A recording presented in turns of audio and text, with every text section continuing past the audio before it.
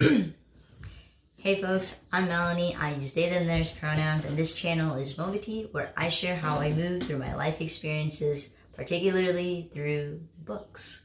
So today, I'm sharing books on immigrant stories. As an immigrant myself, these stories would have been wonderful to have as a kid. I would have loved to have been able to be exposed to immigrant stories about navigating financial aid and college applications as the first person in my family to ever do that in the United States. So it's been so nice to read books about immigrant stories, to see that I was not the only person going through this and that it's much more common than it is not. Number one, I'm actually the first book on this list, because I'm not ranking any of these. First book is on this list is America Is Not in the Heart by Elaine Castillo. This book, titled in response to America Is in the Heart by Carlos Bulusan, describes the ties that immigrants have to their roots, either geographically or culturally. This book doesn't romanticize the immigrant journey to the United States, but shows that the reality of this kind of movement between cultures and country and self is incredibly lonely. Pasita, or Paz, is a nurse that moves from the Philippines to the United States. Her husband, Paul, is a really well-known doctor in the Philippines and follows her right after she leaves. However, Paul isn't able to achieve the same amount of success as Paz is, and suddenly their role as primary caregiver and income earner are switched, which makes for a really interesting look into how people are so tied to masculinity, meaning being the breadwinner, and femininity not doing that.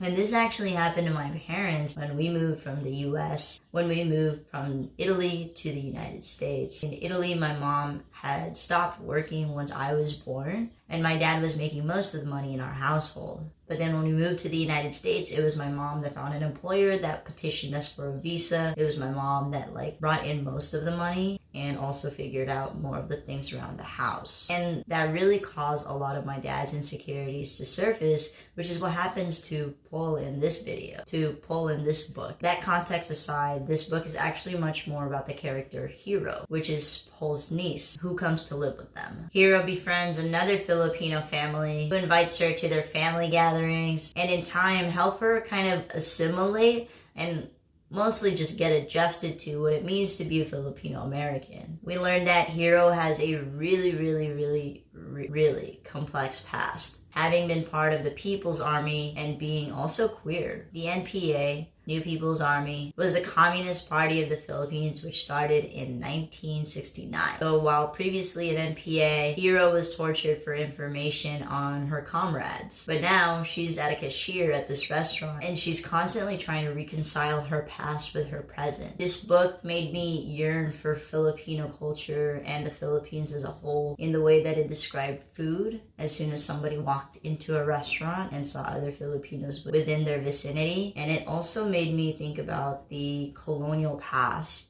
of the Philippines and how it's really not that far away, and the Philippines has only been its own country since the 1950s. And because Hero was a doctor at the NPA for several years, at one point she says there was a comfort in talking to people about injury, who dealt with injury all the time, the deep practical assurance of it. And so for Hero, I interpreted this as wounds make sense, putting things together, taking things apart makes sense. And so people who understood that also knew and understood the life cycle, the humanity of things, this fleeting sense of life that we are constantly trying to navigate. So while living a pretty mundane existence now as a cash register to this restaurant, she can never forget her comrades and the comfort of doing something with her hands, which, because she was captured and tortured for some time, are actually always in pain. Her sense of self and worth and what her body can do are intrinsically linked. I'll share one last quote from this book. You can't remember the last time someone told you to take care of yourself in your language. This is probably it. Last time. When immigrants move, they might not hear their other language for a long time. It might take time to find other community members. The process of elimination makes immigrant communities and people of color erase their cultural background so that they can become more American and more integrated into life. This quote to me was a reminder that things are very temporary. You have no idea when the last time someone will say something to you and that's the last time you'll get to see them, or it'll be the last time you'll hear your country and your people of your country. And I think this is a very specific feeling that all immigrants have. Your country, your language, your people, core of your existence is something you choose to leave behind when you move to another country. It is a comfort that never really comes back the same way. In this way, America is not in the heart. It is not home, and it may never be. Next up is Brown Girls by Daphne Palasi Andreades. Brown Girls kind of read like a whirlwind. We're whisked through this cycle of immigrant families, why they came, what they do, where they go and where they do and don't go to college, the way their family members interact, and the familial obligations they have to take care of one another. This book is pretty poetic, and while I personally didn't enjoy the prose too much, I enjoyed the content of it a lot. It states that aboard airplanes, we're overcome with a strange feeling, a sensation not unlike deja vu, that we have somehow been here before. We always leave. It is in our blood to leave, but perhaps it is also in our blood to return. Why did we ever believe that home could be one place? I know that was a longer quote, but that one really resonated with me because of the first time I went back to the Philippines as an adult. And I felt a piece of me being immediately affirmed as soon as I stepped into the airport. Because everyone looked like me, everyone was my height. And so it was very much in my body, and I couldn't put words to it for a long time. This quote says, we leave, we always leave. It's in our blood to leave, but perhaps it's also in our blood to return. Even though external circumstances force people to immigrate outside of their home countries, there is something in us that will always draw us back because those are our people. That's where we're from. And I think that was really beautiful. And that section closes out with, why did we ever believe home could be only one place when existing in these bodies means holding many places within us? So every time you move, every time you go somewhere, a piece of you kind of shifts and changes to let a little bit of that place into you. And home is so many things. Home could be the laughter of a particular friend. Home could be the meal with somebody that hasn't happened in years. The book also questions observations about society's unfairness, such as the Ivy Leagues and how they look at legacy families as a priority, knowing that their brown family members will become domestic workers, hard laborers, no matter where they go, because that's how their bodies are immediately seen. And of course, something that is very near and dear to my heart and my experience is the high standard that immigrant children have to go through. The immigrant children are given to live up to their parents' sacrifices. And one last thing that really hit close to home for me was when the author described having to translate for their parents, and the also almost twisted power that we feel we have over our parents for knowing a little more than them. And the truth of the matter is we are not better than them. We have just been given opportunities that they never have and never will for the sake of exactly that, never having to go through what they went through. So I don't know if this is gonna work. So if it looks like I'm really uptight now with my button up, because I am. I have some affiliate links in the description, one of which is for Tree Card. And so basically, Tree Card tracks your location, and for every 10,000 steps that you take, you can plant a tree to help the plant. So if you want to do that, help the channel, click the link in the description. And if you're looking for a high yield savings account, put the definition of that right here, then I recommend you use Wealthfront. And if you sign up, you'll get a 0.5% boost on your percentage. And currently, the savings rate on Wealthfront is 4%. Those are ways that you can support the channel, and I'll just get back to the video.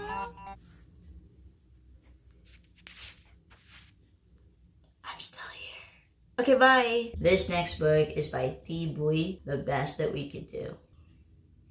You already know I'm gonna start this with a quote. So let's just go. I am now older than my parents were when they first made that journey, but I fear that around them, I will always be a child, and they hold a symbol to me. Two sides of a chasm. Chasm? full of meaning and resentment. This is the weight of an immigrant child's life, constantly being reminded what our parents will not have and what we have been given the time to do. The best we could do, a graphic novel, is a Vietnamese semi-autobiography, with the main message being to know immigrant parents is to know what they will never heal from. It was the best that they could do at the time. The best that they could do at the time might not mean, and it probably doesn't mean, the best that you could do at this time in which you have all of these skills and resources to your disposal.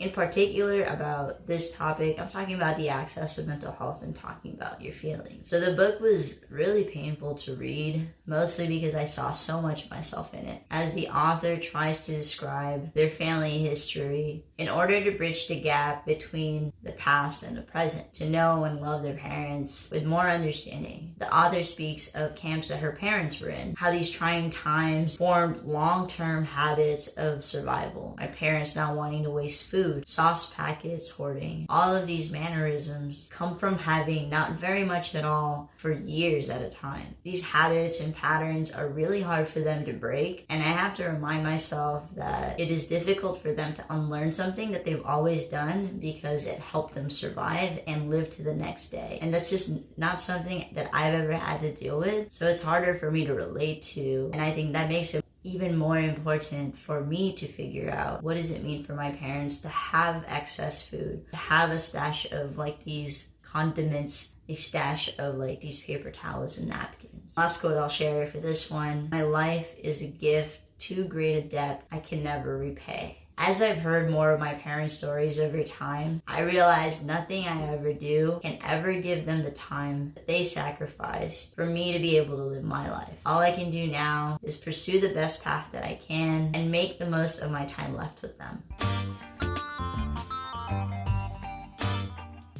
So I forgot to say this, but please like, subscribe, and leave a comment below so that this channel can reach more people and we can talk about even more books.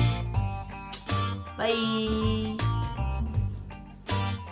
Alright, the last book on this list is my favorite. This is The Stationery Shop by Marjan Kamali. It all started in a stationery shop that represents way more than just books and stationery. So Roya is our main character, and we meet her as a teenager as she navigates her life towards adulthood. She is Iranian, is living during the political upheaval of Tehran in 1953. She stumbles into Mr. Fakhri's stationery shop where she meets Bahman and they fall in love. A few months later, just before they're about to get married, he disappears. Violence erupts in the town square they were supposed to meet at as a result of the coup of the government. Bahman never shows up and doesn't reach out to Roya for a while. This story is filled with a lot of lessons, such as to remember to never take more from the world than you can give back to it, to not discourage folks from following their dreams just because they have not historically been able to, such as women pursuing any form of higher education. Also, the lesson of parents' trauma not being the responsibility of their children, but often becomes their reality, and the things that they are able to do are kind of dictated by the kind of person their parents are, whether or not they have control of your life, and how many aspects of your life they have control over. There's also this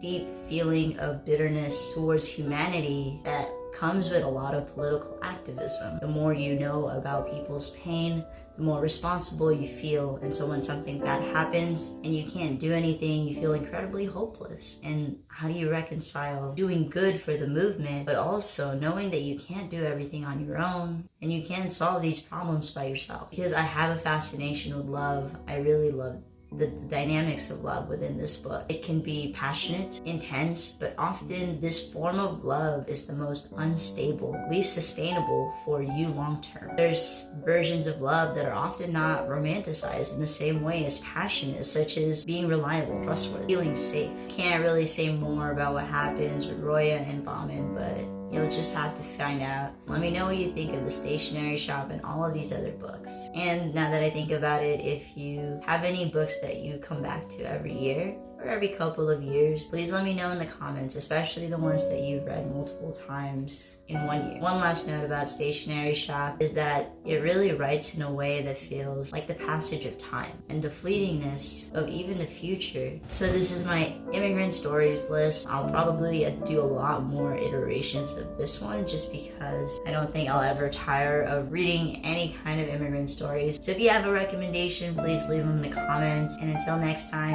Moeti.